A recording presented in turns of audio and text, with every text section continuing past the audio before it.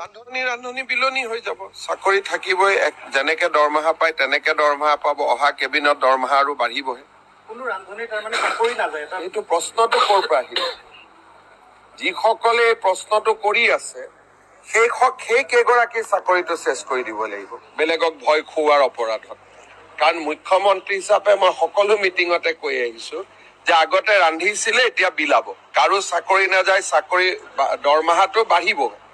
তথাপিতো কেইগৰাকী মানে কৈ থাকে যে চাকৰি যাব। তাৰমানে তেওঁলোকৰ উদ্দেশ্যটো কি?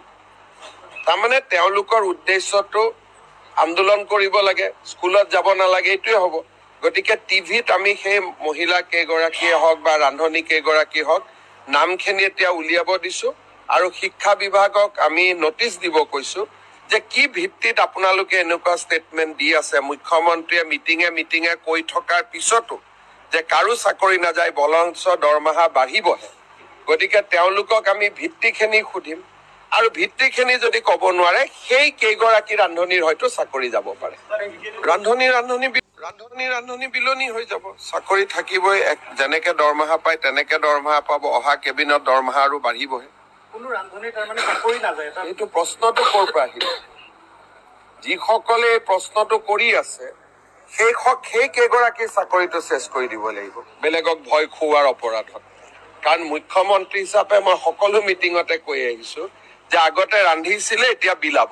কাৰো চাকৰি নাযায়, চাকৰি দৰমহাটো বাঢ়িব। তথাপিতো কেইগৰাকী মানে কৈ থাকে যে চাকৰি যাব। তাৰমানে তেওঁলোকৰ উদ্দেশ্যটো কি?